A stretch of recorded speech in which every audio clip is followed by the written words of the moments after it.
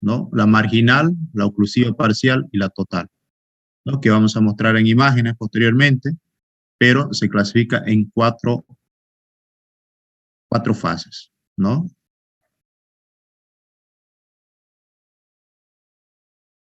Normalmente, la placenta tiene que estar insertado, ¿no? En la parte posterior o anterior o en el fondo, ¿no? O en las laterales. Pero tiene que estar por encima de 5 centímetros, mayor a 5 centímetros del orificio cervical interno. Fíjense, esta es una ecografía, ¿no? Una ecografía donde me muestra claramente, esto viene a ser el cuello uterino, que mide aproximadamente de 2 a 3 centímetros, ¿no? El cuello uterino,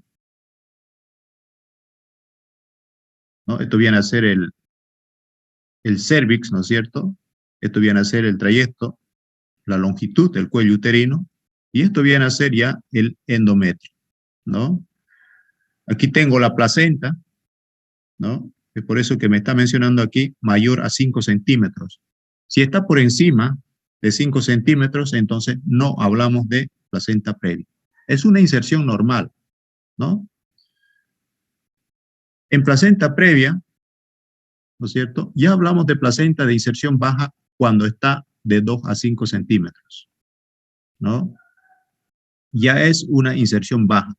Ahora, jóvenes, ¿cuándo hablamos de a qué semana, a partir de qué semanas?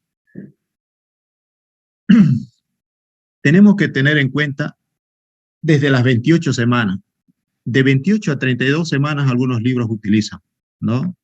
Hasta esa semana de gestación, jóvenes, la placenta migra, ¿no? Migra.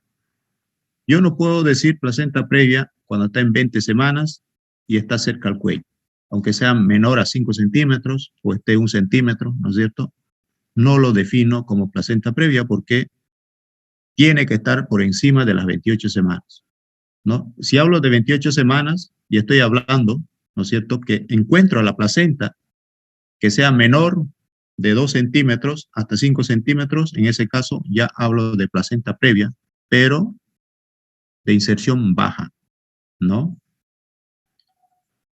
Ahora, la placenta previa marginal, estoy hablando de 0 hasta 2 centímetros de distancia del cervix, del orificio cervical interno. Esto viene a ser el orificio cervical interno y esto viene a ser el cuello o el orificio cervical externo.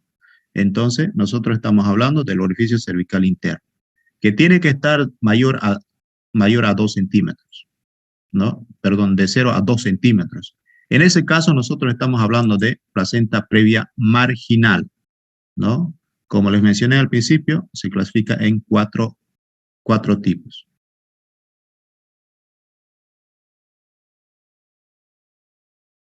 Vamos a la placenta previa oclusiva. Fíjense, está en el cervix insertado, el orificio cervical interno, ¿no? La distancia viene a ser 0 centímetros. Entonces estoy hablando de placenta previa oclusiva, ¿no? Placenta previa oclusiva. Y hablo de placenta previa oclusiva total, ¿no? Cuando sobrepasa el orificio cervical interno a 2 centímetros, ¿no? En ese caso, doy la clasificación de placenta previa oclusiva total. Estos son graves, jóvenes. Por encima de las 20 semanas de gestación, cuando nosotros veamos, ¿no?, un sangrado transvaginal, no se realiza tacto vaginal, jóvenes, hasta identificar la causa. Entonces, tenemos que pensar en placenta previa, ¿no? En placenta previa, jóvenes, prohibido, contraindicado realizar tacto vaginal. Si realizan tacto vaginal, van a desencadenar un sangrado abundante y la paciente se va a choquear, y al choquearse, ¿no es cierto?, por shock hipovolémico, de inmediato hace sufrimiento fetal y no te da tiempo ni para entrar al quirófano. Se muere la paciente y el feto, ¿no? Entonces, es prohibido realizar tacto vaginal en el segundo trimestre segunda mitad del embarazo, ¿no? Hasta identificar la causa, ¿no? Entonces, lo primero que pensamos cuando veamos una hemorragia, un sangrado, ¿no es cierto?, en la segunda mitad del embarazo en placenta previa, ¿no? Estas pacientes jóvenes nos llegan caminando, no se quejan de dolor porque no presenta dolor. En placenta previa jóvenes no hay dolor, ¿no? No hay contracciones uterinas. Entonces, uno lo ve a la paciente caminando, ingresa, ¿no? Y te dice, doctor, estoy perdiendo sangre, ¿no? Es por eso, jóvenes, que en un tema yo les hablé que los controles prenatales son de suma importancia. 4 a 5 controles prenatales durante el embarazo, mínimo, ¿no? Se debe realizar la mujer gestante. Esos 4 o 5 controles nos dan tiempo, ¿no?, para identificar cualquier tipo de enfermedad como esta, en este caso de placenta previa, ¿no es cierto?, en los controles prenatales que vamos a hacer el seguimiento para pedir ecografías, ¿no es cierto?, para pedir estudios suficientes para identificar cualquier tipo de alteración que pueda tener esa mujer gestante, ¿no? Y identificar y hacer un tratamiento adecuado y oportuno. Entonces, ya saben, jóvenes, no realizar tacto vaginal en hemorragias de la segunda mitad del embarazo hasta que se demuestre, ¿no es cierto?, lo contrario de placenta previa. Ahora, ¿qué hacemos? Por ejemplo, si uno realiza tacto vaginal, jóvenes, al introducir nuestros dedos, ¿no?, podemos dañar esto. La placenta, fíjense, está insertado en el segmento, en este caso, está ocluyendo completamente el orificio cervical. Al introducir la mano, ¿no es cierto?, los dedos en este caso, ¿no?, podemos hacer que se abra más, ¿no? Y a la vez estimulamos al útero. Entonces, todo ese aspecto se debe tener en cuenta para evitar más sangrado. Aquí tengo otras imágenes para que podamos ver. Esas imágenes que les mostré, ¿no?, son por ecografía, ¿no?, que nos dan. Pero la clínica ya nos dice, ¿no es cierto?, porque la clínica es lo principal, que veamos una paciente con sangrado, que sea en la segunda mitad del embarazo, que no tenga dolor, que no haya contracciones uterinas, eso es placenta previa, jóvenes. ¿Ya? Placenta previa, no se olvide. Ahora, si vemos nosotros en imágenes, ¿no?, fíjense, esto viene a ser la inserción placentaria, hay una inserción baja. Por eso la clasificación viene a ser la marginal, la oclusiva, parcial, total, ¿no es cierto?, y la inserción baja. Aquí tengo una placenta previa marginal, ¿no?, que está cerca al orificio, pero que no está ocluyendo, ¿no? Esto viene a ser la placenta, la inserción ocurrió en este segmento, ¿no? Y la parcial, fíjense, ya está en contacto con el orificio cervical interno y hay una pérdida de sangrado, porque las mujeres arriba de 20 semanas van perdiendo gotitas de sangre permanentemente y la sangre es color rojo vivo, ¿no? Aquí tengo la otra imagen o la otra clasificación de placenta previa oclusiva total, que fíjense que todo el orificio cervical interno está cerrado por la placenta, ¿no es cierto?, ocluido, ¿no? Y una simple contracción, un trauma, un tacto vaginal, fíjense, va a desencadenar un sangrado abundante, ¿no? Entonces, por eso es que es contraindicado realizar el tacto vaginal. Ahora, aquí tengo la clínica de placenta previa, ¿no? Se sospecha por clínica un proceso indoloro, sangre roja en el 70-80% de los casos. Nosotros tenemos que diferenciar de las otras enfermedades que les mencioné, ¿no?, como el desprendimiento prematuro de placenta, como rotura uterina, como la vasa previa, como el acretismo placentario, ¿no? Entonces, la diferencia de esas otras patologías viene a ser el sin dolor, ¿no? El sangrado viene a ser sin dolor, es indoloro. Ahora, ¿cómo vamos a confirmar? Nosotros tenemos la clínica, me llega esa paciente con con esa sintomatología, ¿no?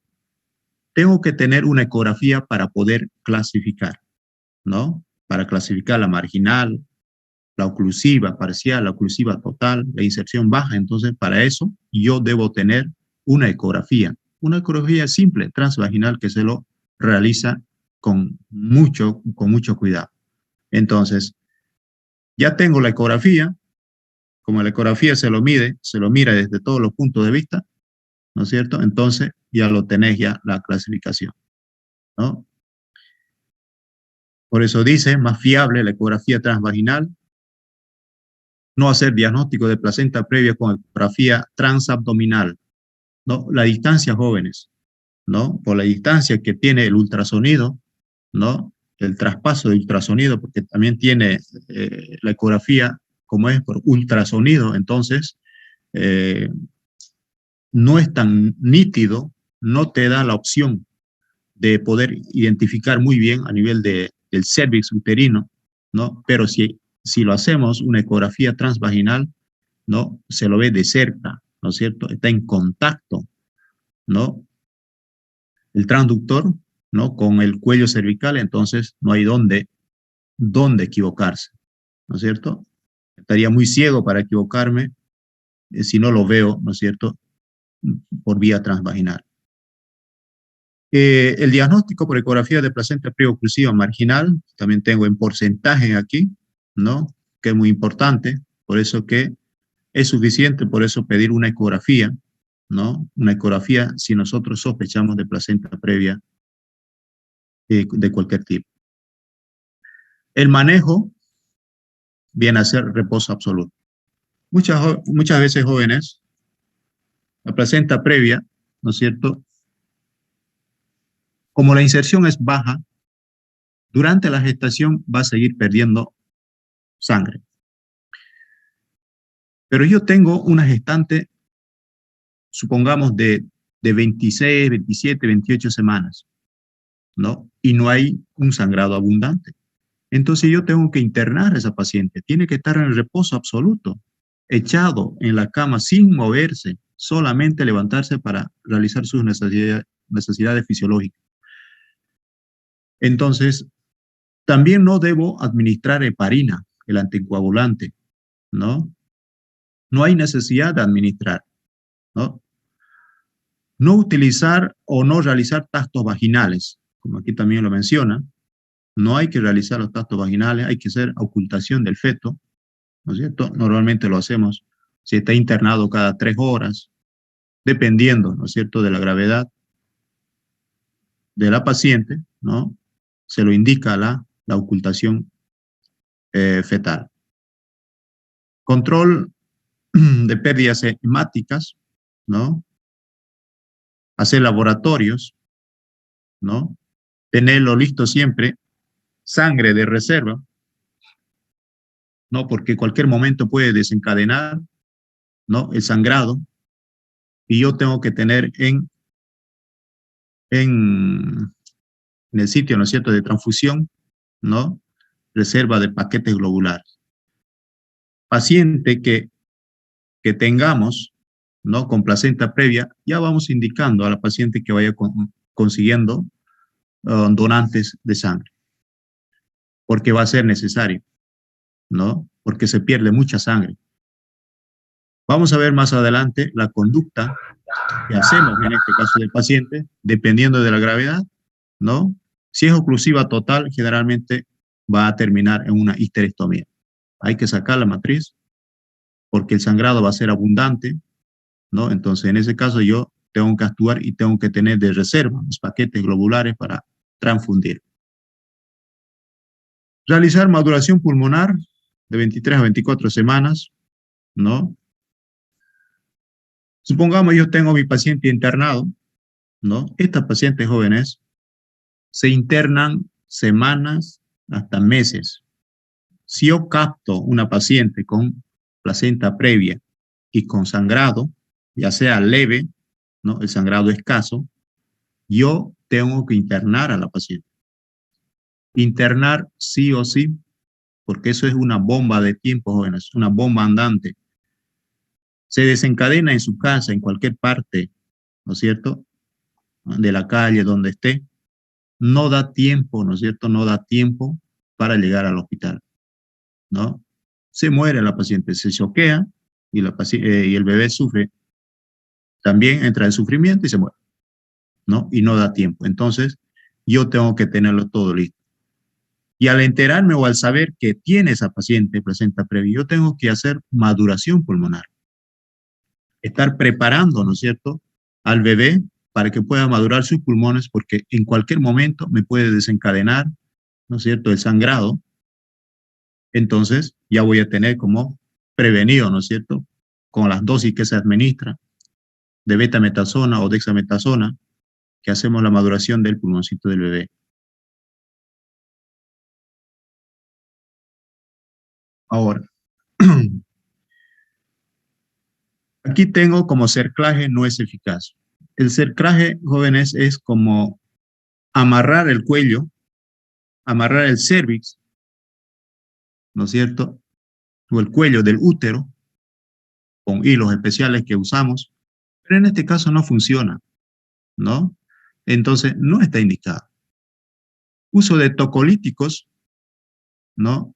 Tampoco está indicado, ¿no? Porque no te va a servir. Como les decía, en placenta previa, jóvenes, no hay contracción, no hay contracciones uterinas, pero sí se puede generar contracciones uterinas, ¿no? Pero al principio no tiene contracciones. El sangrado no es por contracción, ¿no? Entonces, ¿qué debo hacer? ¿Cuáles son los tocolíticos? Nifedipino y los betamiméticos generalmente no se usan, ¿no? No usamos porque no es necesario, ¿no?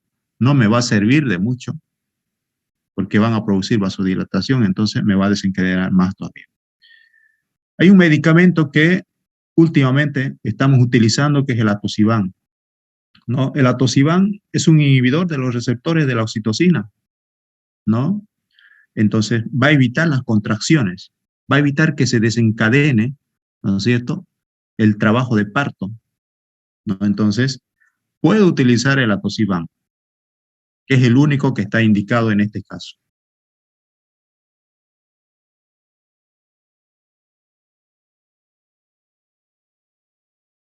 Ahora,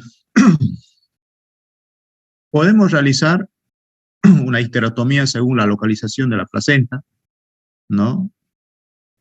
La cesárea, si entramos a quirófano, normalmente también se debe entrar con dos ginecólogos porque hay probabilidad de que se realice histerectomía o se generen otras complicaciones, ¿no es cierto?, durante la intervención quirúrgica. Siempre debo tener en reserva los paquetes globulares, ¿no? Cuando el feto está muerto ya, entonces puedo escoger también por vía vaginal, el parto por vía vaginal, ¿no? Si hay ciertos eh, inconvenientes, ¿no es cierto?, o compromisos maternos, entonces, por supuesto que tengo que realizar también cesárea, ¿no?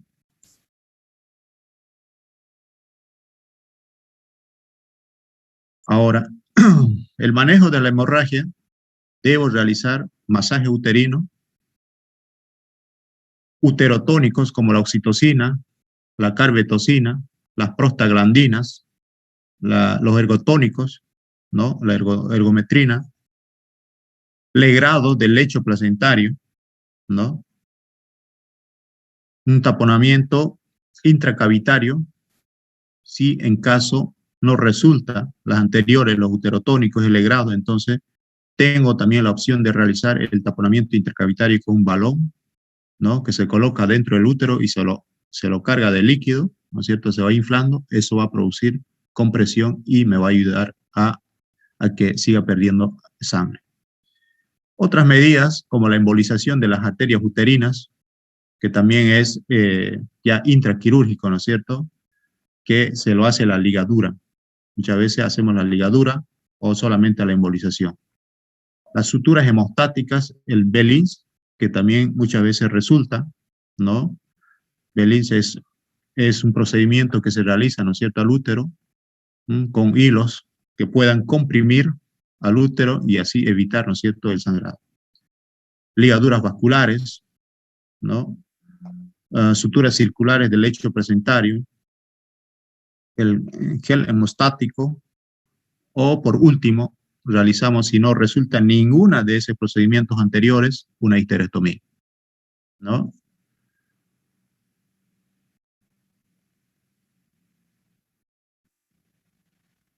Hola, jóvenes. Sí, doctor.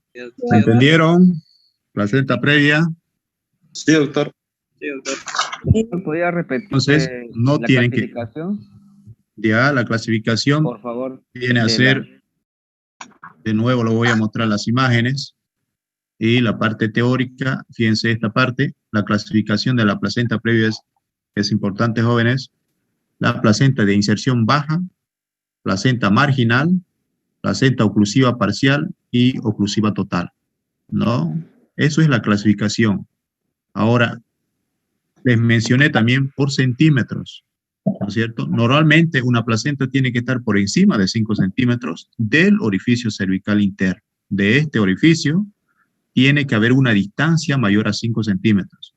Entonces, si hablo mayor a 5 centímetros, ese no es placenta previa. Pero si es menor a 5 centímetros, estoy hablando ya de placenta previa. Ahora, para clasificar, ¿no es cierto?, en oclusiva, parcial, total o inserción baja, yo debo tener una ecografía que me indique por centímetros. Entonces, en ese caso, ya voy clasificando, ¿no es cierto?, la placenta previa. ¿Otras preguntas?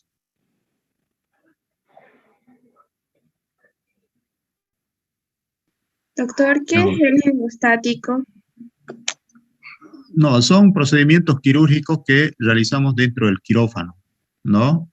Como, por ejemplo, como las ligaduras, como el de Bellins, que hacemos como un amarre al útero, ¿no es cierto?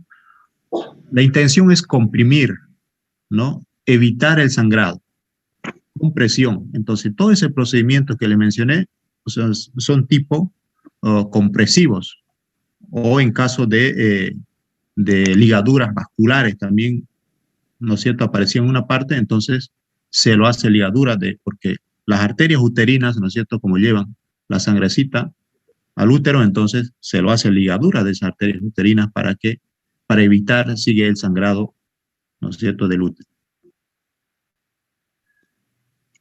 Bueno, entonces no se van a olvidar, vamos a seguir con el otro tema. Doctor, Dime. ¿por qué no se puede usar anticoagulante en las pacientes así que están haciendo? En caso de que estuviera en el campo, ¿qué voy a realizar si no puedo usar ese anticoagulante? Ya. ¿Qué hace el anticoagulante? El anticoagulante hace que las heparinas, ¿no es cierto?, como actualmente están utilizando, ¿no es cierto?, por el COVID, todas esas cosas, entonces hace que la sangre no coagule. La heparina hace que no coagule. Lo que yo quiero más bien que coagule, ¿no es cierto?, que pare el sangrado. Si yo utilizo, por ejemplo, heparina, ¿no?, entonces no se va a coagular el sangrado que está perdiendo, ¿no? Voy a mostrar una imagencita. Esta. Si aquí hay sangrado, ¿no?, hay pérdida de sangre, y voy a utilizar heparina, ¿no?, entonces, ¿qué va a hacer? La sangre no se va a coagular. Lo que yo quiero más bien es que se coagule, que pare el sangrado, ¿no? Lo interno a mi paciente, llega con un sangradito escaso, ¿no? Y tengo ya las ecografías y todo eso, identifico que es una placenta previa, ¿no? Entonces, lo que yo quiero es más bien que no coagule, que coagule, perdón. Si utilizo heparina, más bien voy a, ¿no es cierto?, incitar a que haya mayor sangrado, que no coagule, entonces la sangre va perdiendo y no va a haber coagulación. No va a haber, ¿no es cierto?, esa formación del tapón plaquetario que generan, ¿no es cierto?, las células. Eso es, no se debe utilizar anticoagulante como la heparina, jóvenes, y otros, ¿no es cierto?, que son anticoagulantes. ¿Podría usar vitamina K o algún coagulante, doctor? Sí, claro, puedes utilizar vitamina K, ¿no? si estamos en una provincia, ¿no? Lo que se debe hacer, jóvenes, ya tenemos la clínica. Es por eso que la clínica tienen que metérselo sí o sí a la cabecita. Un sangrado sin dolor, rojo, rutilante, ¿no es cierto?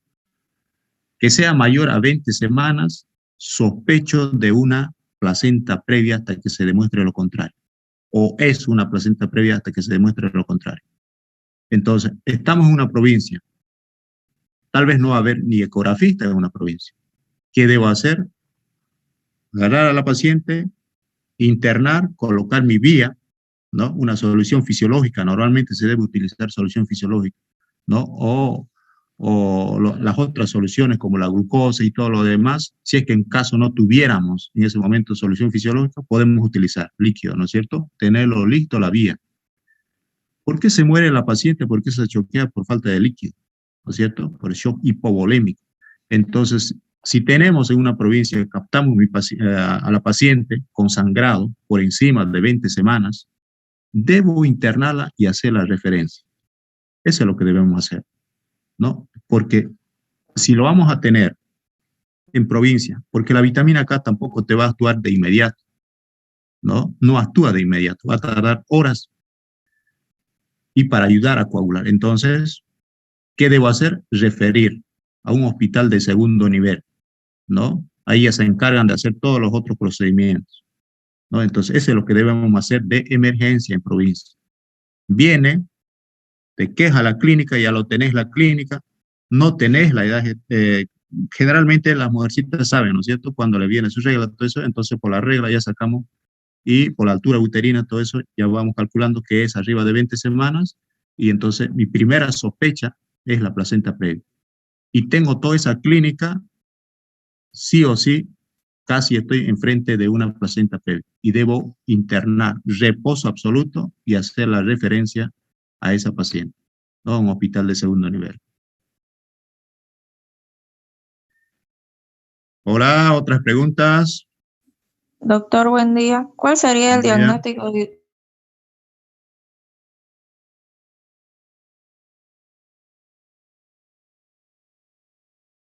También hay emergencia. Normalmente, ¿no? He visto casi en todos los centros de salud, ¿no? De segundo nivel ya tienen un ecógrafo. No será el último modelo, pero por lo menos ahí está para poder mirarlo, ¿no es cierto? Lo necesario, ¿no? Y sí o sí, debe haber en un segundo nivel ecógrafo, que no haya, ¿no es cierto? Entonces, ese no es segundo nivel, ¿no es cierto? Entonces, sí o sí tiene que haber.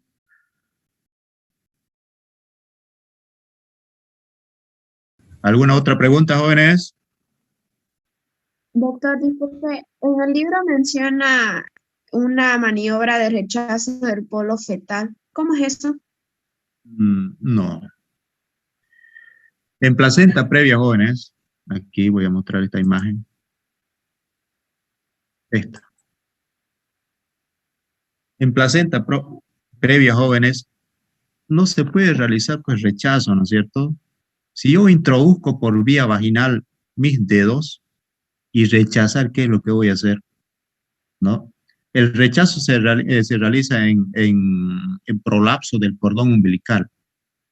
Cuando el cordón umbilical se sale, ¿cierto? Se sale por el cuello del cervix y está en canal vaginal, en ese caso, utilizo ese método, ¿no es cierto?, de rechazo del polo cefálico para que no me comprima, ¿no? Y me dé tiempo para entrar al quirófano.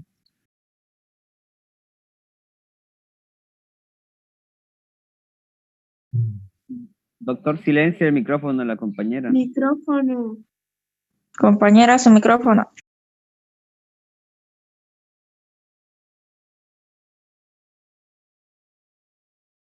Ya, vamos a continuar entonces. Entonces, no se puede, no hay ese método, jóvenes, olvídense de eso, sí.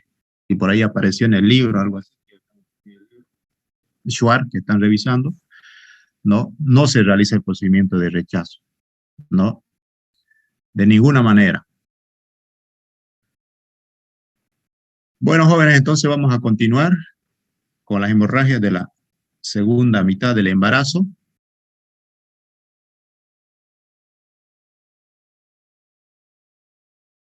Aquí. La otra patología viene a ser entonces el desprendimiento prematuro de placenta normoinserta, ¿no? O abruptio placentae, se conoce también con ese término, abruptio placentae. En este caso hay un desprendimiento, como dice el término, desprendimiento de la placenta, ¿no? Vamos a ver esta imagen, por ejemplo, ¿no? Fíjense una placenta normalmente que está insertado en el fondo del útero. Aquí tengo la otra imagen para poder diferenciar de uno normal con un desprendimiento. Fíjense, hay un acúmulo de coágulos, ¿no? Detrás de la placenta. Fíjense, aquí está la placenta y la placenta se me ha desprendido. Al desprenderse, como había vasos, ¿no es cierto? Vasos que estaban en conexión con la placenta, empiezan a sangrar, entonces se va formando esos coágulos, ¿no? Detrás de la placenta. Esto entonces viene a ser un desprendimiento prematuro de placenta, ¿no? Esto también es sumamente urgente, jóvenes, ¿no? Yo identifico de inmediato, ¿no? Vamos a ver las causas. La separación de la placenta de la decidua basal antes del nacimiento, ¿no? La clasificación puede ser marginal, retroplacentario o preplacental. Ahora, la incidencia que se presenta a esta enfermedad viene a ser de 0,5 hasta el 1% de los casos, ¿no? Es recidiva de 5 a 10% tras dos episodios, entonces puede ser el 25%. ¿Y cuáles son los factores de riesgo? Aquí me falta la preeclampsia. La preeclampsia, jóvenes, es una de las causas que lleva a desprendimiento prematuro de placenta. Y las otras causas vienen a ser la cocaína, utilización de la cocaína, cicatrices uterinas por los legrados que se haya realizado la mujer o cualquier procedimiento quirúrgico, ¿no es cierto?, que haya realizado, ¿no? Trauma abdominal, las trombofilias, ¿no? Que también me van a llevar como factores de riesgo. La edad avanzada, la multiparidad, el tabaquismo, miomas, ¿no? Que van a llevar a eso. El 70% del desprendimiento prematuro de placenta son sin factor de riesgo, dice. Pero una de las principales causas que se ha demostrado últimamente viene a ser la preeclampsia, ¿no? La preeclampsia lleva o puede llevar en mayor porcentaje a un desprendimiento prematuro de placenta. Eso hay que tenerlo en cuenta, ¿no? La etiología, la mala placentación, la formación de microtrombos, ¿no? Y algunas infecciones que puede sufrir la mujer, ¿no es cierto?, durante el embarazo que me puede llevar a un desprendimiento. Pero aquí tenemos que incluir, jóvenes, el trauma obstétrico, ¿ya? Las caídas o los traumas intensos, caídas de moto, en lo que sea, ¿no es cierto?, trauma. Entonces, eso es lo que produce el desprendimiento. Ustedes van a ver cuando vayamos al hospital, o los que ya hayan conocido o conocen, ¿no?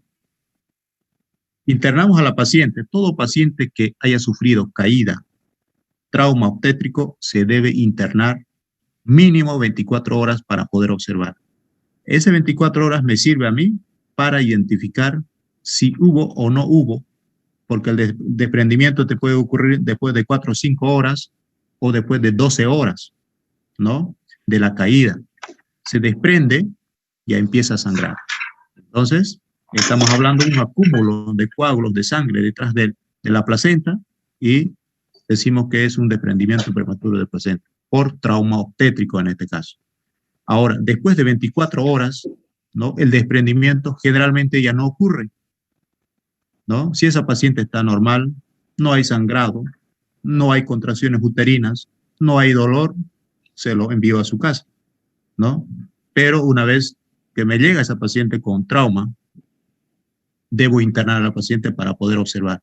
Y a la vez, aprovecho para realizar los laboratorios y una ecografía de control después de 24 horas para identificar que no haya desprendimiento y el feto esté en buenas condiciones y no esté sufriendo, ¿no es cierto? No haga una acidosis. Ahora, la triada clásica dice, ¿no?, del desprendimiento prematuro de placenta es dolor. dolor abdominal, hipertonía uterina y sangrado vaginal. Ahora, el sangrado vaginal es de color rojo vinoso en desprendimiento prematuro de placenta, que ya hablamos que la diferencia de la placenta previa, que es rojo rutilante, ¿no? Hipertonía uterina. El útero está sumamente contraído, ¿no? En este caso, el útero es sumamente duro, no hay relajación. Normalmente cuando hay una amenaza de parto prematuro, toda esa cosa, hay contracciones, ¿no? Te puede venir 2 contracciones en 10 minutos, te puede venir hasta 3 contracciones en 10 minutos, hasta 4 contracciones en 10 minutos. Pero tiene su pausa de relajación. En este caso, en desprendimiento prematuro de placenta, no hay relajación, está duro, el útero duro. Entonces ya tengo un dato importante para pensar en un DPP, un desprendimiento prematuro de placenta. Peor si ya lo tengo un sangrado, color vinoso, y el dolor es intenso, la paciente se está quejando, mientras en placenta previa no había dolor, la paciente tranquilamente caminando, solamente sangrado, ¿no? Entonces, esas cositas son la diferencia de las otras patologías. El sangrado habitualmente es oscuro, escaso, no acorde con el grave estado de la paciente. Ahora, cuando yo entro a quirófano, ¿no? Podemos ver, ¿no? Podemos ver, dependiendo del tiempo, ¿no es cierto?, que haya sufrido de DPP, de esta manera el útero, este color. A eso se llama útero de Colbelier, ¿no? Que es una extravasación vascular, ¿no? Voy a mostrar otra imagen. Esto, ¿no? Fíjense. Hay una extravasación vascular. Esos coágulos que estaban detrás de la placenta se empiezan a traspasar, ¿no? Esa sangre que está detrás de la placenta se empieza a traspasar. Hay una extravasación, entonces, vascular al miometrio, ¿no? Y cuando se entra al quirófano, si pasa eso, vemos de este color el útero. Muchas veces, si es intenso, ¿no? Yo tengo que hacer la histerectomía, ¿no? Porque este útero ya no va a regenerar. Fíjense, hay puntos necróticos, ese color oscuro, el tejido está muerto, ¿no? Ese útero no va a servir. Entonces, tengo que sacar. Tengo que sacar. Doctor. Como si fuera fácil pasar. Puede escuchar que Ese es mi cargador. Deja mi micrófono. Jessica, tu micrófono. Su micrófono.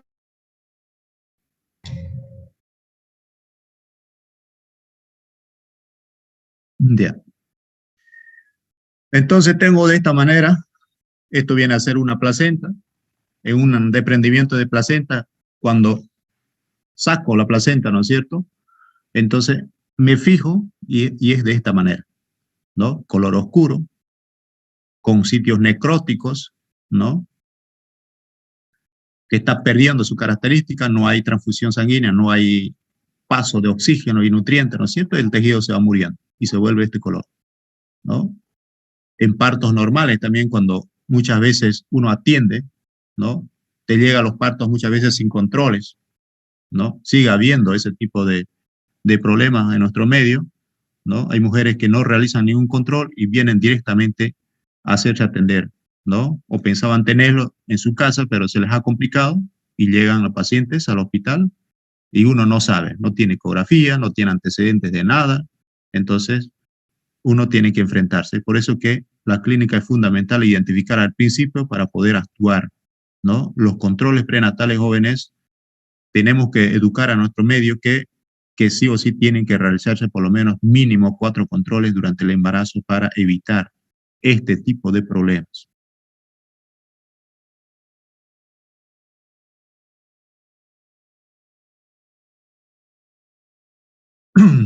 Ahora, la ecografía es la que me va a detectar el hematoma placentario, ¿no?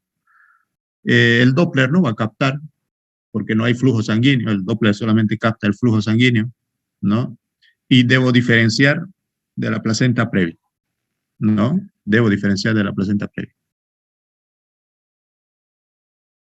Tengo otras imágenes de ecografía, ¿no? Ahí me ve claramente la placenta que se ve, ¿no? Y aquí también la placenta. Esto viene a ser el útero. Todo eso es el útero. Aquí ya me está mostrando los hematomas, ¿no? Este color oscuro que están viendo. Hay una imagen heterogénea, se dice esta imagen. Entonces, me está mostrando que hay un hematoma subcoriónico. La conducta viene a ser reposo absoluto, dieta, controles maternos. Debo realizar los laboratorios, por supuesto, ¿no? Esto, cuando hay un desprendimiento, jóvenes, la cesárea es de emergencia, ¿no? Ahora, si el feto ya está muerto, ¿no? Muchas veces ocurre el desprendimiento y la paciente en venir se tarda mucho, ¿no? O está sola en su casa o está con sus niños pequeños y no llega a tiempo. Entonces, no llega a tiempo, la madre pero sigue estable, pero el desprendimiento ya ocurrió y hay una insuficiencia circulatoria, ¿no? Entonces, para el bebé, y el bebé se muere, ¿no? Llega la paciente, se lo controla, la paciente más o menos estable, pero el feto está muerto, ¿no? En ese caso, yo puedo llevar a parto, ¿no? A partos vaginales, o si veo algunos inconvenientes, todo eso, entonces directamente a cesárea, ¿no? Debo realizar cesárea, no importa la edad gestacional en este caso, porque debo salvar la vida de la paciente, ¿no? El feto está muerto, y ¿qué es lo que debo hacer? Salvar la vida de la paciente, ¿no? De la madre.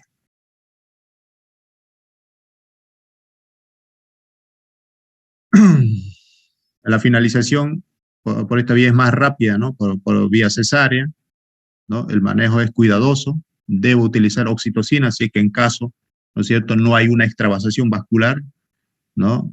Como no hay una extravasación vascular, entonces me da opción de cerrar como una cesárea normal y ahí utilizo lo que viene a ser la oxitocina, todos los uterotónicos, ¿no es cierto?, que se utiliza en nuestro medio, ¿no?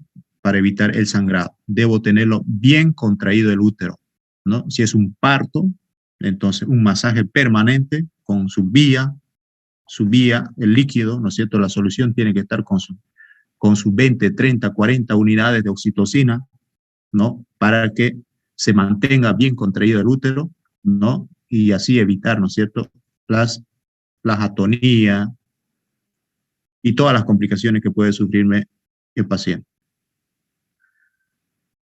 La mortalidad perinatal es alta, el 12%, ¿no? Debido a la anoxia. La mayoría es la mortalidad fetal. La neonatal suele derivar de la prematuridad, ¿no? Porque normalmente si el feto está vivo, ¿no? Y el desprendimiento ocurre, supongamos en 24, 25, 26, 27 semanas, ¿no es cierto? Ese feto, ¿no es cierto?, tiene pocas probabilidades de vida, ¿no?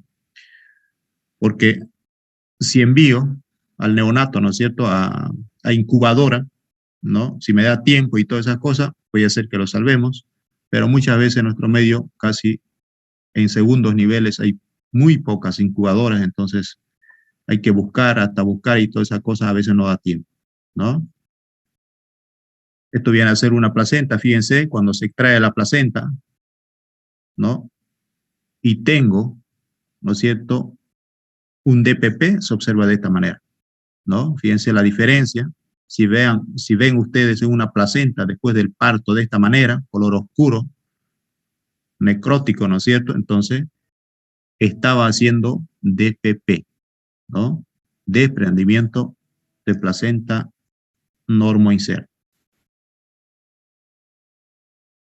Aquí tengo una diferencia, jóvenes, ¿no?, de la clínica de placenta previa con desprendimiento prematura normoinserta y rotura uterina, ¿no? Esto sí o sí tenemos que dominar este cuadrito, jóvenes, porque todo lo que hablamos de placenta previa y de DPP está en resumen es esto, ¿no? Si revisamos un poquito el sangrado, ¿no?, rutilante en placenta previa y en DPP negruzco con coágulos, el dolor en placenta previa ausente, DPP intenso, ¿no? De contracciones, si hablamos contractilidad uterina en placenta previa, no hay contracción, es normal, ¿no? Pero en DPP hay una hipertonía, ¿no? El útero está duro, ¿no? Bien contraído. Eso es, jóvenes, el tema de hoy. Esos dos temas son de suma importancia, jóvenes, para actuar e identificar. La clínica en estas dos patologías es fundamental, ¿no? Es fundamental diferenciar de una del otro porque son patologías que se trata de inmediato, ¿no? El tratamiento tiene que ser oportuno e inmediato. ¿Alguna pregunta del DPP o placenta previa? Hola, hola. Doctor, disculpen. Dime. Usted mencionó que en el caso que haya una paciente que tenga una placenta previa, ¿no? Con esta intervención, lo último que habló, decía que si hubiese un feto, digamos, el feto estuviera muerto, lo mejor sería por vía En vaginal, desprendimiento prematuro de placenta con feto muerto, ¿no? sí, con feto muerto sería lo ideal, vaginal, ¿no? ¿Dijo? Eh,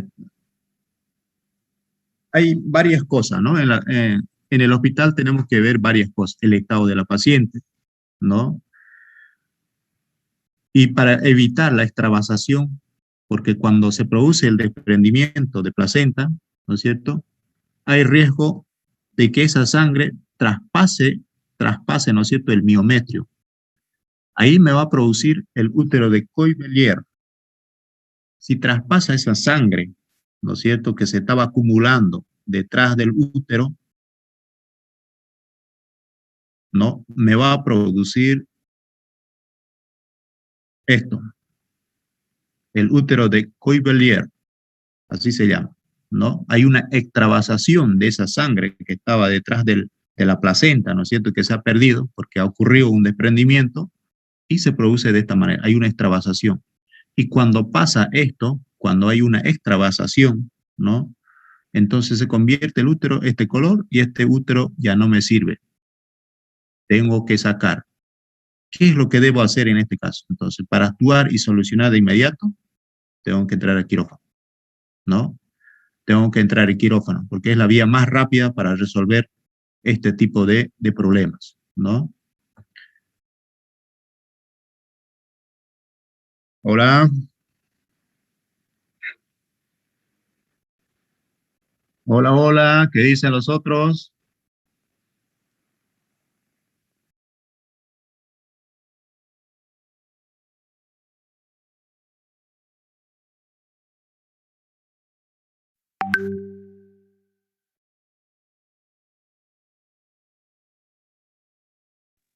Doctor, ¿qué cuidados se tiene que hacer en desprendimiento de placenta? Los cuidados, ya, los cuidados se refiere al postquirúrgico, porque si hay un desprendimiento, si tengo en la emergencia un desprendimiento, ¿no? Con seguridad que voy a actuar de inmediato, ¿no es cierto? Eso va a ser intervención quirúrgica, ¿no es cierto? Cesárea, ¿no? Ya después los cuidados postquirúrgicos, ¿no es cierto? Entonces debo mantenerlo la vía bien estable, ¿no? Los signos vitales, controles permanentes, la coagulación, hemograma completo, debo hacer un seguimiento, ¿no es cierto?, para ver a los factores de coagulación, ¿no? Entonces, si actúo a tiempo, generalmente no tiene muchas complicaciones, ¿no? Pero si está ya bastante tiempo, ¿no es cierto?, por el retraso que tuvo y todo lo demás, entonces ya me puede hacer una coagulación intravascular diseminada del CIP, ¿no? El CIP, como ya hubo un compromiso vascular, entonces eso generalmente va a terapia intensiva, ¿no? Esa paciente es de inmediato, una vez que sale de quirófano, lo paso a terapia intensiva, ¿no? Para hacer un seguimiento estricto, ¿no es cierto? Un control estricto, ¿no? Si tengo mi paciente estable, por supuesto que lo paso a sala, ¿no? Y un control permanente monitorizado, ¿no? Para evitar cualquier tipo de inconveniente. Eso, doctor. Hola, ¿qué dicen los demás colegas? ¿Algunas dudas? Doctor, y esa paciente que ha tenido, digamos, desprendimiento de placenta previa, sería para, si no es multípara, digamos, sería candidata para ser una pacientita, digamos, para que tenga la otra enfermedad de ectópico? Por supuesto, ¿no? Todo procedimiento quirúrgico, ya sean cesárea, ya sean legrado, ya sean infecciones, o la permeabilización que se hacen algunas pacientes, ¿no es cierto?, por la esterilidad que tienen, ¿no es cierto?, para poder embarazarse. Entonces, todo ese procedimiento quirúrgico ya es un factor de riesgo, ¿no?, para embarazo ectópico, ¿no?, o para la inserción baja.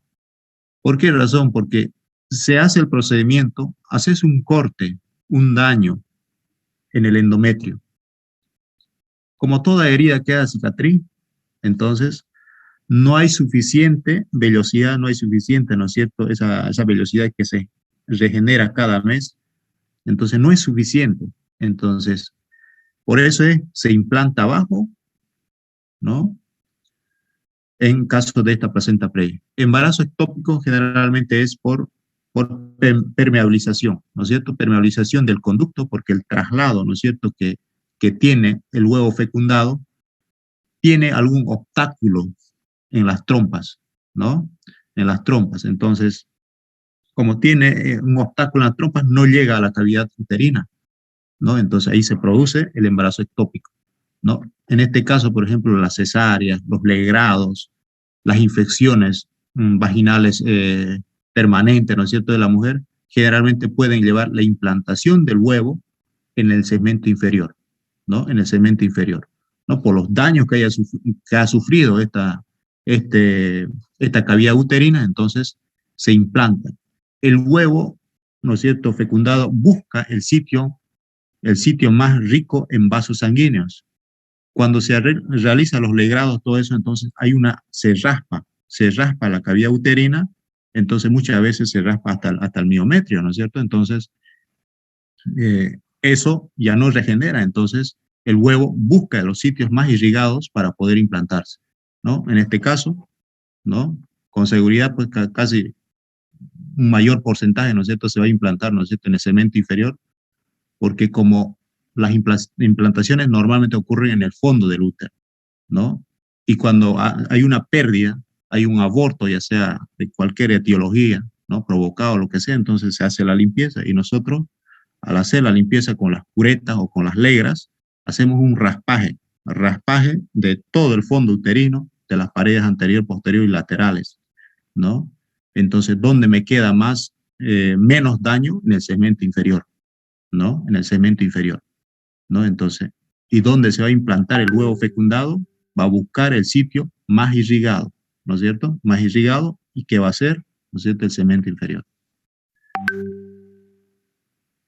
Hola, ¿qué dicen los demás colegas?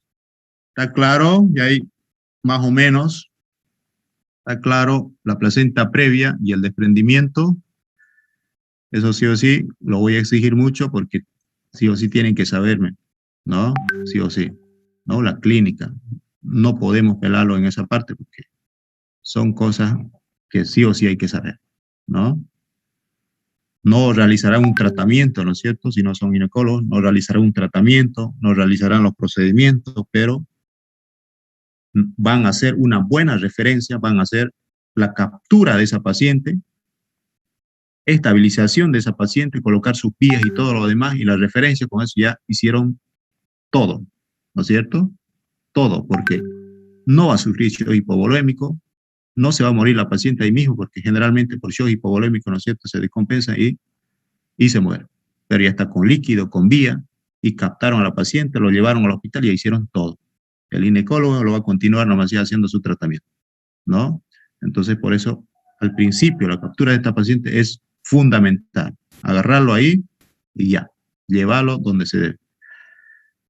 Eso, jóvenes, entonces, la próxima clase vamos a seguir continuando con vasa previa, rotura uterina, acretismo placentario, que son temas cortos, pero que también incluyen dentro de la segunda mitad o de la hemorragia de la segunda mitad del embarazo, ¿no? Hasta la próxima clase, jóvenes. Hasta luego, muchas Doctor, gracias. le va a enviar la diapositiva al Gracias. grupo. Sí, lo envío. Chao, chao.